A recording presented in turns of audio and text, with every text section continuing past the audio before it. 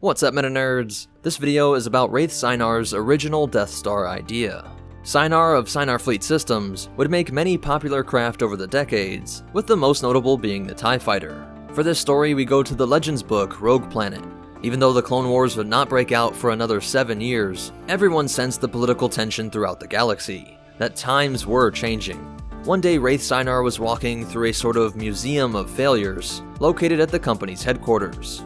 Countless weapons, droids, and ship designs that were discontinued, or just abandoned mid-design.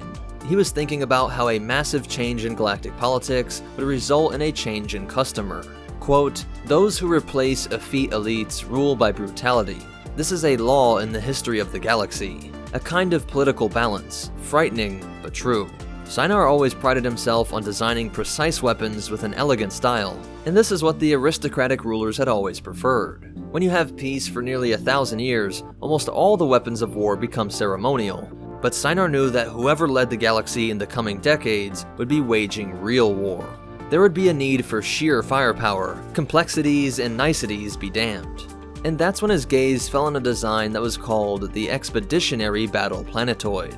Long before there was an Empire or even the CIS, the brilliant designer had come up with a ship that was so massive and powerful that it could replace an entire fleet. In the year 29 BBY, he pitched this idea to Wilf Tarkin, then commander in the Outland Region Security Forces. The design was a series of 3 spheres that would connect via a 100-kilometer wide pole. The main sphere would be the largest, with the 2 smaller spheres on each end.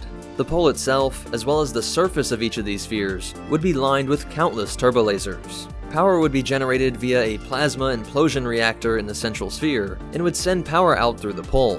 Coated in thick durasteel armor and thrusters, this battle station would be both durable and easy to maneuver. While being spheres and cylinders, there was no blind spot, full 360-degree coverage. When Tarkin saw it, he called it impossibly huge, and asked if it wasn't just a schoolboy fancy. But Sienar assured him that it was possible, but of course expensive, and that it could be fully powered given advances in hypermatter technology. In their conversation, Sienar mentioned that he also considered just dropping the 2 smaller spheres and making it simply one large planetoid battle station.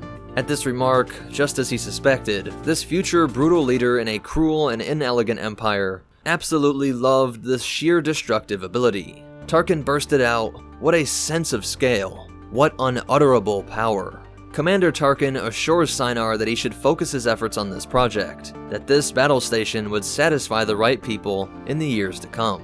But then Tarkin went to his longtime mentor and now Chancellor Palpatine and presented the idea of a creation that could, quote, "police an entire system with one vessel." Knowing that his idea was stolen, Sienar probably shouted something like this. "I will tell him that I will be taking control over the weapon I first spoke of years ago, effective immediately." We stand here amidst my achievement, not yours! The Republic would dedicate extraordinary sums of credits to advance hypermatter reactor technology, while Darth Sidious made sure these plans got into the hands of the Geonosians. These galaxy-renowned bug engineers helped to rework the design away from a fleet killer into something more streamlined that would house a single enormous super laser. The sphere would still be covered in turbolasers, and the vessel would be large enough to carry starfighter escorts, which should have been more than enough to repel any attacks against the battle station. Tarkin was given command over this project because, in part, he presented it as his idea. And though many have critiqued the Death Star as a waste, that something like a fleet-killing megastructure would have been more practical, it is cool that the final Death Star would be used to decimate a fleet, blowing apart capital ships with ease, just as Raith Sienar intended. So what do you think of this story? Do you like this Legends history better than the new canon creation via Rogue One in the novel Catalyst? Definitely let me know in the comments down below. If you want to connect with us, help support the channel, or get your own copies of the reference materials used to make these videos, be sure to check out the links in the description. Special shout out to our supporters over on Patreon. But most important of all, remember, never tell Tarkin your secrets, and the Force will be with you, always.